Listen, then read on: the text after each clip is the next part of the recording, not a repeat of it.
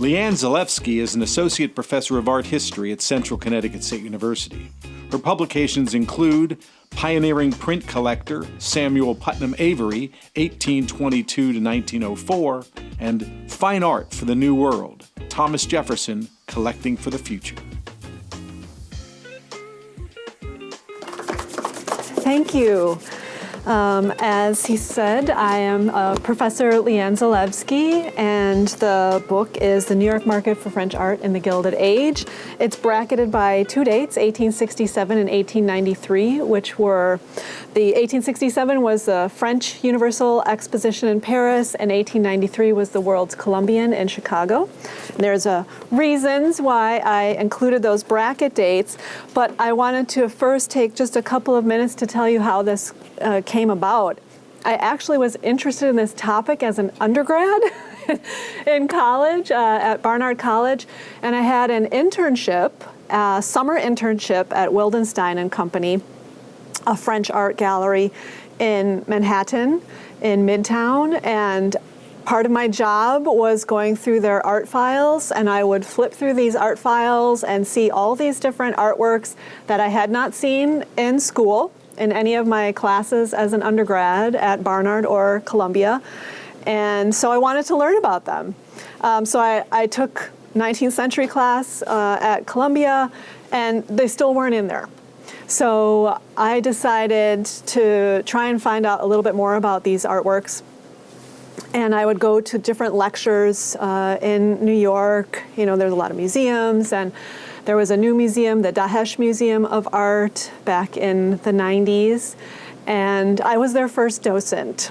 It was a museum dedicated to French academic art, and I worked with the director. There were only 2 staffers there. It was a really tiny place at the time, and I said, well, I want to learn more about academic art.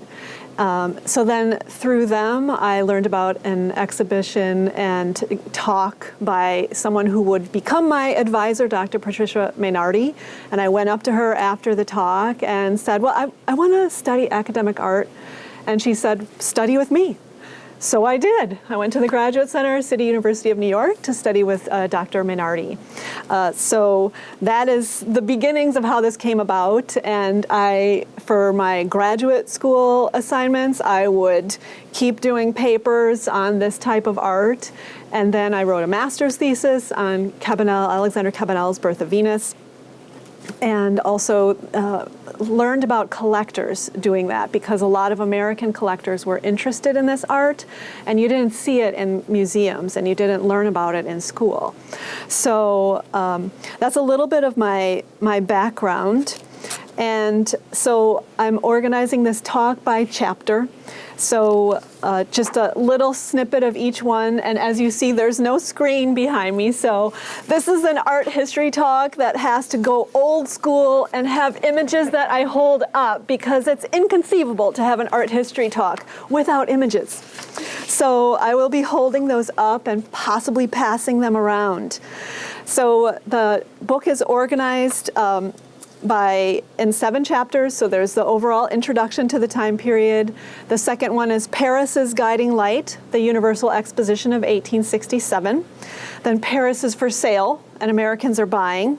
Purchasing ideologies. These are case studies of 7 New York collections. Then marketing the collections through loans, periodicals, books, and prints. And then institutionalizing the art in Chapter 6, which is From Private Collection to Public Good, the Metropolitan Museum of Art. And then the conclusion is the World's Columbian Exposition of 1893. So Paris's Guiding Light and that introduction is, at the time in the 60s, Hudson River School landscape painting by American artists was popular. And then after 67, all these American artists were showing their work in 67, and then they saw this huge French painting exhibition, and they started to feel really small. We look really backwards compared to these French painters. So one of those painters is this one. This is Rosa Bonheur, one of these unusual female painters who became extremely successful. This painting, The Horse Fair, this is at the Metropolitan Museum of Art in New York. It's been hanging there for a very long time. Thanks to a couple of collectors who donated it. And this was sent around an exhibition prior to 1867. So it was just starting to introduce people in the US to French contemporary art. So this is one of the key ones that was extraordinarily popular. It represented a horse fair that took place in Paris. So, right, the old school transportation, horses. So horses were very popular. Then after 67, there were some collectors who started to buy some French art, contemporary art, prior to 67, but then after 67, it just changed. And collectors realized, oh my gosh, we need to start buying French. So my next photograph, this is the A.T. Stewart Mansion. They started, the really wealthy people started to have purpose-built art galleries in their mansions because there wasn't a museum yet where people could go. But the public was actually art students and friends and visitors, journalists, art writers. So it wasn't a general public that was invited to these galleries quite yet. Stewart made his money with the Stewart Dry Goods store. So his store was innovative in that he offered, it was a department store like a Macy's or a JCPenney today, where you had a variety of goods with set prices. And that was the first time that happened in New York. The old Stewart building, a cast iron building, is actually still in downtown Manhattan. It's not a store anymore, but the building still exists. So his house, however, does not. It actually was across the street from where I went to school, the Graduate Center, 34th. It's right across the street from the Empire State Building. I think there might be a Duane Reade or something there now, pharmacy. It's all retail, very sad, but there was a marble mansion there at one point. So Americans are buying up, they are traveling. So travel by ship has gotten faster, so they're able to get back and forth a little bit more quickly and more comfortably. So they're going to artist studios, an international art market arises. So we have dealers in New York who are starting to sell. And I wrote a couple of articles about a specific dealer, Samuel P. Avery, who was everything. He was a curator, he was a philanthropist, he was a dealer, he was a compulsive club joiner, and just had a massive network. And he networked with dealers in Paris. So this is the rise of an international art market with the dealers based in New York. Knoedler was one of them too. Knoedler unfortunately closed a number of years, well, probably over a decade now, sadly. And then the next chapter is purchasing ideologies. So what did they collect? I will pass this one around. It's a little bit hard to see. We have very, very few reproductions of these galleries. So I'll go ahead and pass these two around while I introduce you to the types of subjects they were purchasing. So academic art means art that was exhibited in the Paris Salon, which up to that point was pretty much the only place artists could exhibit.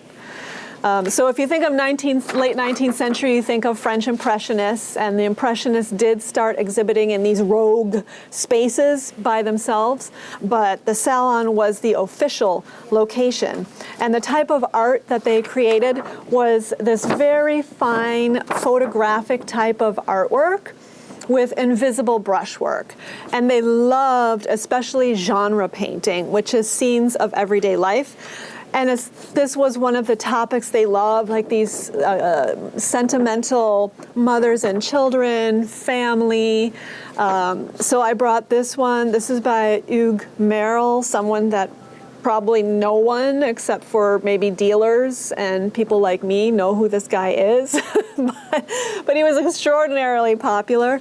And Bouguereau, who is more famous than Merrill, actually imitated Merrill's style.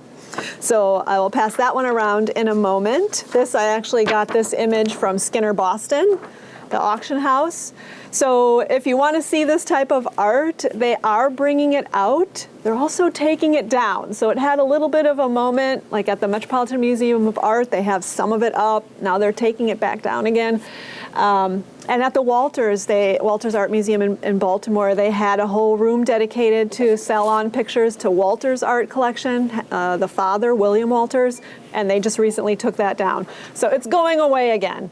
So if you want to see, get a sense of what a salon was like in Paris, you can go to a 19th century exhibition at Christie's or Sotheby's in New York. It's free.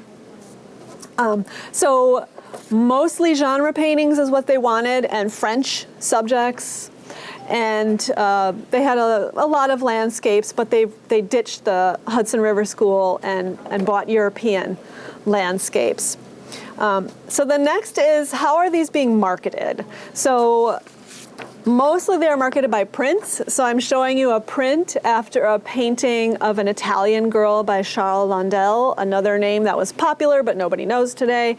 And people would buy art journals, and they could also buy separate prints in print shops. So the art dealers, like Avery, also sold a lot of prints, and that was really their bread and butter because they were cheap, and people, average middle-class people could buy them. So if you go to house museums and you see lots of prints hanging around, that's very accurate. That's how people had their own collections of fine art through inexpensive prints. So that was huge. And then periodicals, there was a rise in number of art periodicals during this time period between the 60s and 90s. So there were more people writing about art. They were printing all kinds of these images that were paintings in famous wealthy people's collections, and then hanging it up in their homes. And then the famous people would also loan their collections. So by 1870, the Metropolitan Museum of Art is incorporated. They don't have a space right away, and then they rent a space in an old dance academy. And so they have no permanent collection. They're borrowing from these other wealthy folks, who are the ones who actually founded the museum and are seeding the museum with their works. So then the next step is to institutionalize the art. So I'm going to pass this around for our next step, so you can take a look at those. So next step is the institution. So we've got periodicals, prints, private collections opening up to the public, and notices and loans, and then the collectors' names were attached to all of these. So the collector's name was really inseparable from the artist and artwork. That is not the case today. So unfortunately, so the New York collections I focused on were A.T. Stewart, the gallery that I just showed you, Mary Jane Morgan, who nobody knows, but had a phenomenal collection. No connection to J.P. Morgan. That's different. John Taylor Johnston was the first president of the Metropolitan Museum of Art. He was a railroad baron. William Henry Vanderbilt, also railroad money. Catherine Lorillard Wolfe, never married, and she was one of the subscribers to the Met, Metropolitan Museum of Art, and her money that she inherited came from tobacco. So there's actually that's connected to slavery if you go farther back. August Belmont was finance, so he was a representative of the Rothschild Bank. And then Collis Potter Huntington, another railroad man. So none of them, though, except for early on. So 1887, Catherine Lorillard Wolfe donates her collection. So this is the first collection of contemporary European art at the Metropolitan Museum of Art. This is an image from the early 1900s, about 1907, that shows the Catherine Lorillard Wolfe Gallery with her collection hung salon style. So this was the typical hang of artworks at the time. And her collection was housed in 2 separate spaces. Then William Henry Vanderbilt's collection was loaned, but not given. So his collection was next to it. There are no installation shots, unfortunately. And then Collis Potter Huntington followed them in 1925 with his bequest. However, by that time, nobody wanted this art, so a lot of it got sold. And actually, much of the Wolfe collection got sold in the mid-20th century because it was out of fashion, and they sold it for fire sale prices. If only I had been alive at that time, I would have snapped those up. Anyway, then we're concluding with the World's Columbian Exposition. So this one's a little bit harder to see from far away. So what I have before I pass it around is an image of, this is actually the American section, one of the American galleries at the World's Columbian in Chicago. This is the Fine Arts Building. So has anyone been to the Field Museum in Chicago? One. Okay, so that is the permanent building that was the Fine Arts Building at the World's Columbian. So none of the other buildings survive, but that one they decided to build as a permanent building. So you'll see artist names and things around there. And then I have the layout of the Fine Arts Building in this diagram, and it shows France, the US, and a US loan collection connecting the 2 corridors. So by this time, I end the book in 93. Not that these are definite starts and stops, but they're key moments in this gradual transition. So by 1893, Stewart, Morgan, Johnston, Vanderbilt, Wolfe, Belmont, they're all dead, right? And then Avery, who was one of the major collectors, retired. So you have this changing, this generational shift. And, the newer people, the younger people don't want this stuff anymore. They don't need these didactic collections. I, in my book, call them ideal collections because they have a world that is an ideal. Like whether it is those sentimental pictures of mothers and children or the beautiful landscapes that have been carved up by industrialization that they just want to not think about. And these French subjects that are from, another world that is more sophisticated, right, than the U.S. So, but by the World's Columbian, they're looking at the American section. They directly have a comparison with the French, and they're thinking, hey, we've come a long way. And part of that is because all those Americans went to study with these academic masters in France. So they come back and they're taking the skills that they learned from the French teachers and applying it to American subjects. So when they start exhibiting the works at the World's Columbian, they say, hey, we look so much better than we did in our previous Universal Expositions, and there was even a headline that said the French are jealous, right, because the Americans have gotten so good. So the American critics start writing very favorably about American art, and there's also that changing of the guard. Also, in terms of economy, there's a depression. So people aren't really buying at this point. So a lot of it is talk. Let me just pass these last 2 around. Start with you. So there's this great big shift, and then the trend tends towards then switching gears to French Impressionist and Old Master European paintings like your Titians, your Rembrandt especially was big. And there was that's because in England the aristocracy is losing money and they need to sell. So the rich Americans are picking it up. So you have this changing of the guard around the early 90s around this exhibition. So that is where the book ends. The time is up. Does anyone have any questions, comments, earth-shattering? Yes? In the foreword, you mentioned Henry James, and he's writing a letter, and he says, all these uncultured Americans are buying our stuff. Yeah. At that time, what would he consider uncultured? I'm thinking like Age of Innocence and Yeah, Age of Innocence mentions these academic artists. Wharton mentions Cabanel and some of these other great artists from the time. James would, the American landscape and American genre especially started to look backwards to them. They're canonical artworks in American art today, but at the time the subject matter looked provincial. Even the French peasants looked somehow more sophisticated than the everyday person in the US. So it was just, and this is really East Coast. This is an East Coast phenomenon, although all across the US they had collections of academic art. There's a set of books. It's like the art market Bible, if you will. It's called Art Treasures of America. It was published 1879 to 81.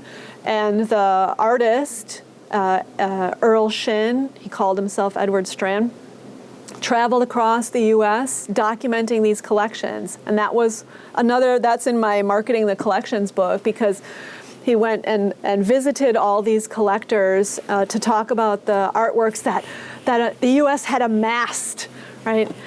These new collections of fantastic art, and wanted to boast about it. So you see a lot of similar names from coast to coast.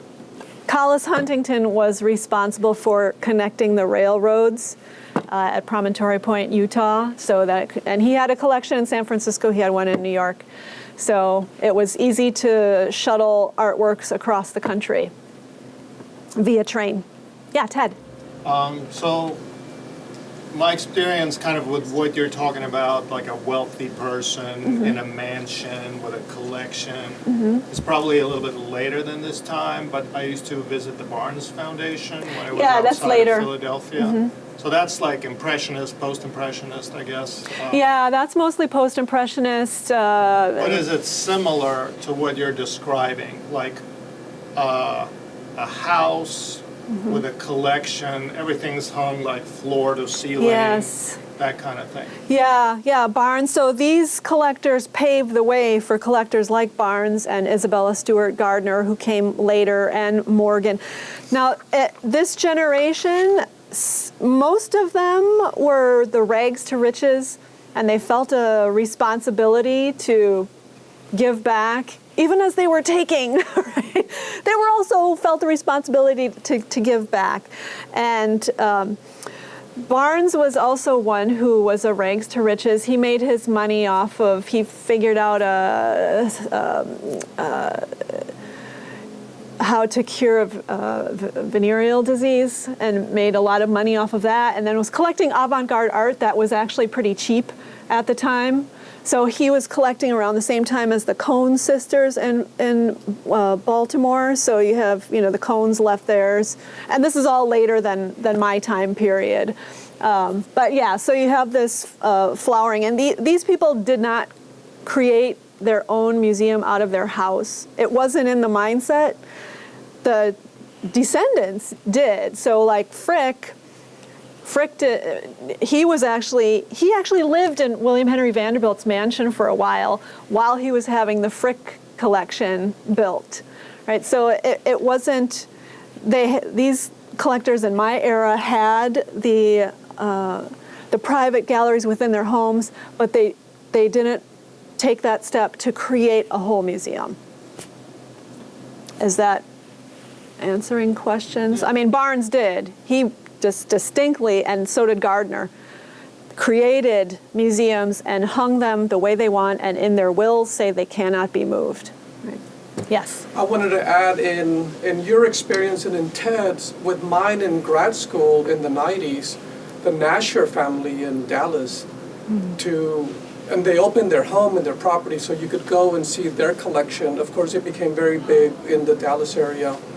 But interesting how awesome a collection they had, not only of contemporary art, a lot of very contemporary, but also in their whole property, the sculpture that they had, and a very strong connection with UNT. And I wondered, is that still going on, like for some of the current people that are in college that you know of? Because obviously the three of us had an awesome experience in being able to go to those areas. Yeah. Yeah. Well, probably the most like these would be the Rubels, the Rubels and the Broads, because they built the Broad Museum in LA, and Rubel, the Menil collection. So you have some of these collectors today who are creating their own museums with contemporary art, right? So at this time in my book, they were collecting contemporary art. It was contemporary. So there's still, that tradition of these wealthy collectors forming their own museums with their collections of contemporary art. Yes. Yes. In the course of this, I saw you've done you were in Europe a bunch. You were in Paris a bunch. Mm-hmm. If we had a little time machine and you could go back in time, who would you have collected from this period? Oh, I do have a soft spot for Cabanel. Yeah, he was known for these single figure compositions. Avery's diary is full of these orders. A Flora, a Hebe, a Delilah. They were very popular, and he just from his letters, he seemed like he was very genteel and nice. Some of them were clearly misogynistic and not pleasant. Meissonier is probably the most famous one, and he was known to have a little bit of a fiery temper, so he may not have been quite as pleasant to deal with. So just in terms of building a relationship, it seems likely that I could have built a relationship, a nice working relationship with Cabanel. William Henry Vanderbilt felt an affinity with Rosa Bonheur. They were about the same age, and even though she was this woman artist, she cut her hair short and was very weird, but somehow they connected. So there are a couple of letters that are extant from these collectors. Unfortunately, not enough. They're not saying, I bought this because blah, blah, blah. They're not giving us that information. There's a couple, like Huntington wrote, well, actually, it wasn't even his story. It was someone else writing how he would visit Huntington, and Huntington just wanted to be in his library with his Knaus painting, and he just loved to sit there. He would sit there for a half an hour just staring at this painting. It was his relaxation moment. And there is a letter from Vanderbilt saying that I bought Millet's Sower because it's someone who is sowing seed on a farm. It was nostalgic because before he made his millions with his railroads, his father, Cornelius the Commodore, the founder of the family fortune, thought he was worthless, shipped him off to a farm on Staten Island. And, he was remembering his days on Staten Island when nobody paid attention to him.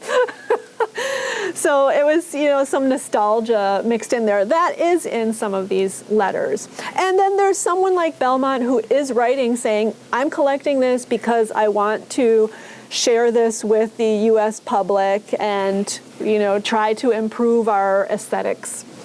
And Belmont would need how much money to get started, roughly? I'm sorry? How much would he need to get started? In this time period? Well, if Belmont was the first really who amassed a collection because he had a post in Europe. So he was right there with the artist, and it was a lot cheaper when he was there. So works would be, a couple $100 in today's money.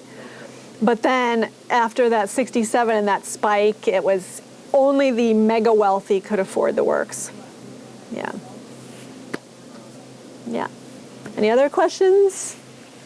When you talked about that time period where they begin to sell off the collections, kind of tying it in with, and you commented like, if only you had been alive. Yeah. I mean, realistically, if you had been alive, how wealthy or what type of individual would you have to have been to be able to amass some of that pieces that were being sold out? Were they just in the 50s? Yeah, in the 50s they were selling for a couple $100. So you would have been able to amass a collection. I mean, I would need a job with enough money for a couple $100 extra. You're a university professor back then. Yeah, maybe I could buy a couple. Oh, so for a couple $100. Yeah, I wouldn't have. The size of this collection was around 200 works, and that was a big collection, right? They explode, but the other thing is these collectors also had large collections of Asian porcelains and other objects that are in some of the deluxe catalogs, but and were sold, as separate. But I focused just on the paintings. Someone else needs to write about all of the other things that they had collected. But I wrote an article about Avery. Avery's collected and sold Asian porcelains, and he was the first. His collection was the first Asian porcelain or Asian art collection at the Met. Yeah. But he sold it, he didn't donate it. He was a dealer, right? He's making money. Any other questions, comments, concerns? It looks like our time. How about one last question? Tell us, at the beginning you said when we were chatting, you have a new project. Yes. I'm sure you've set your focus, and what is that? It evolved out of this one because I was reading all this contemporary literature, and a lot of it is by women, and I don't know any of the names. I didn't know any of who these people were. So the next book project is actually focusing on two of these women art writers who wrote entries about all of these types of artworks that were in these collections and included the collectors' names. So it's a good segue from this project into the next one. Thank you. Thank you all for coming.